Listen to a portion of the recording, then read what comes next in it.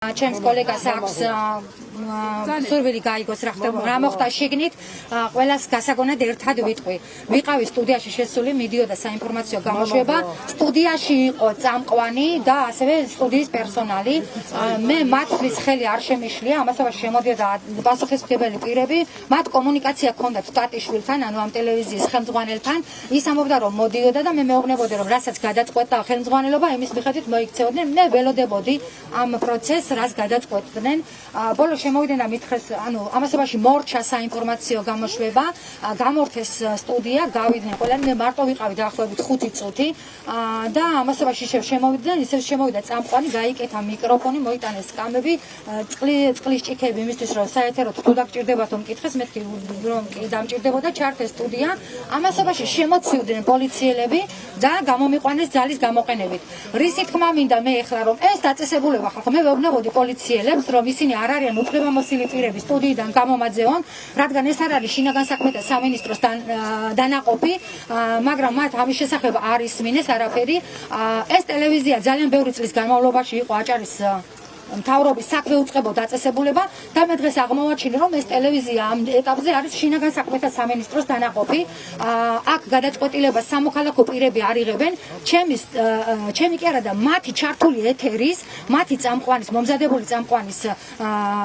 შეჩერება ჩემი გამოძევება უზრუნველყო ამ ტელევიზიიდან შინაგან საქმეთა სამინისტროს ფორმიანმა თანამშრომლებმა შესასვლელში არიან ასევე ნიღბიანი პირები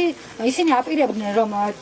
ჩემთვის მოეკიდებინათ ხელი, მაგრამ მე ვუთხარი რომ ისინი ამაში გაწაფულები არიან და ერთი 5-6 კაცი მაინც იყო და შეეძლოთ რომ ნიღბიანი პირებს გამოვეძევებინა, ამიტომ ისინი რაღაცნაირად შეჩერდნენ და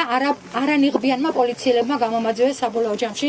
ეთერიდან. ასე რომ გილოცავთ აჭარის ტელევიზიის თანამშრომლებო, თქვენ ხართ შინაგან საქმეთა სამინისტროს დანაყოფი, თქვენ შეიძლება ზოგიერთმა არ იცით, მაგრამ ხართ შინაგან საქმეთა სამინისტროს თანამშრომლები და წარმატებები თქვენ იცით ახლა რა სპეცოპერაციებს აატარებთ თქვენი კოლეგების წინააღმდეგ, რა ეთერებს გაუშვებთ, რას მოჭრით, რას კომპრომატებს შექმნით თქვენი კოლეგების წინააღმდეგ. თქვენ ეს ყოველთვის გამოგდიოდათ, თქვენ ხართ ტელევიზია, რომელიც უზრუნველყოფთ ადამიანების დაჭერას. თქვენ ამ ტელევიზიამ 2012 წელს უზრუნველყავით დაეჭირათ. შემდეგში თქვენი დირექტორის მოადგილე და დღეს უკვე ქართული ოცნების ხოცი დეპუტატი ცოტნე ანანიძე, რომელიც მაშინ სტუდენტი იყო და მე მის დაკავების პროცესებს სასამართლოს ვაშუქებდი რეგულარულად და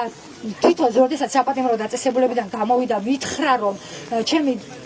დიდი დამსახურება იყო ის რომ თვითონ არის ახლა თავისუფალი და მადლობები გადამიხადა ცოტნე შენი მადლობები შენთვის დაიტოვე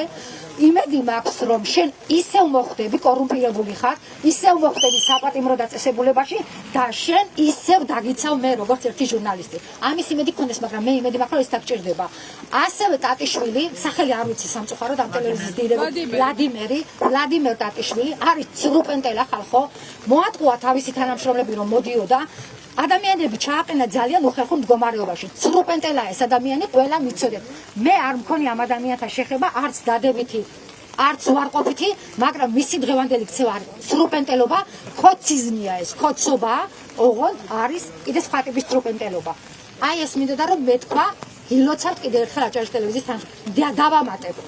თქვენი ტელევიზიის თანამშრომლების ჩვენებების საფუძველზე 2012 წელს დააკავეს 8 ადამიანი.